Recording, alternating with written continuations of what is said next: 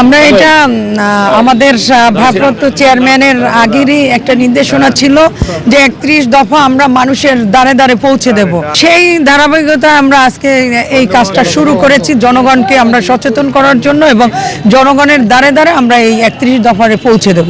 এই 31 দফার মধ্যে আমাদের রাষ্ট্র কাঠামোর যে অবস্থান বা মেরামত পুরোটা এখানে রয়েছে, প্রশাসন থেকে আরম্ভ করে নির্বাচন কমিশন থেকে আরম্ভ করে সব কিছুর মানুষের মৌলিক চাহিদার যেগুলি আকাঙ্ক্ষা সব কিছু এখানে রয়েছে। এই জন্য আজকে আমরা নেমেছি, এটা আমাদের নিজেদের উদ্যোগে, এটা প্রচার করার জন্য, মানুষের দ্বারে দ্বারে এই লিফলেটগুলি দেওয়ার জন্য, যাতে করে মানুষ বুঝে এটার অবস্থা, আমাদের অবস্থানটা।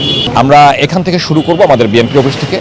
আমরা আপাতত এখান থেকে আমরা সদর হয়ে গির্জামহলে ঢুকবো, এরপরে আমরা প্রত্যেকটা ওয়ার্ডে এটা কর্মসূচি পালন করবো। তো হলো কি, আজকের সারা বাংলাদেশি এই বৈষম্যবিরোধী ছাত্র ছাত্রজনতা আন্দোলনের পরে যে একটি সংস্কার বা একটা যে আওয়াজ, এই আওয়াজটা কিন্তু বিএনপি অনেক আগেই 31 দফা বিভিন্ন সমন্বয় রাজনৈতিক দলের সাথে মিশে আলোচনা করে দিয়েছেন, কিন্তু আমাদের নেতা ভারপ্রাপ্ত চেয়ারম্যান জনাব তারেক রহমান এই 31 দফাটা মানুষের কাছে গ্রামগঞ্জে পৌঁছে নাই, সাধারণ মানুষের কাছে পৌঁছে নাই দিয়ে এইটা আমাদের ঘর থেকে ঘরে ঘরে যে মানুষের দ্বারে দ্বারে যে এইটা প্রসার করার জন্য তিনি বলেছেন।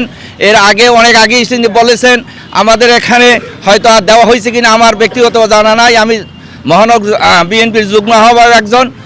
আমি দীর্ঘ আজকের 43 বছর মধ্যে বাংলাদেশ জাতীয়তাবাদী দলের সাথে রাজনীতিতে জড়িত আছি এবং বিভিন্ন পদে, ছোটোখাটো পদে ছিলাম এবং এখনও আছি। আমরা দলের কাজ করি, দলের এমন বাহিরে কোনো কাজ করি না। আমাদের নামে বরিশালে যদি কোনো আমার এলাকায় বা কোনো বদনাম নাই এবং আমরা দলের কাজ করি, আগামী দিনে করে যাব। এই তারেক রহমানের হাতকে শক্তিশালী করার জন্য, বাংলাদেশ জাতীয়তাবাদী দলের হাতকে শক্তিশালী করার জন্য যতদিন আমরা বেঁচে আছি আমরা আপ্রাণ চেষ্টা করব। আমাদের ভারপ্রাপ্ত চেয়ারম্যান, বাংলাদেশের গণতন্ত্রের রক্ষা কবচ জনাব তারেক রহমান আমাদেরকে নির্দেশ দিয়েছেন বাংলাদেশের জনগণের মাঝখানে সকল শ্রেণী পেশার মানুষের কাছে 31 দফা পৌঁছে দেওয়ার জন্য। তারই ধারাবাহিকতায় আজকে আমরা তারেক রহমান সাহেবের নির্দেশে জনগণের মাঝখানে আমরা 31 দফা পৌঁছে দিতে চাই এবং গণতন্ত্র সমুন্নত রাখতে চাই, বাংলাদেশের স্বাধীনতার সার্বভৌমত্ব রক্ষা করতে চাই। তারেক রহমান সাহেবের নির্দেশে, তার নেতৃত্বে বাংলাদেশ আগামী দিনে একটি গণতন্ত্র প্রাতিষ্ঠানিক রূপ নেবে আমরা আশা করছি।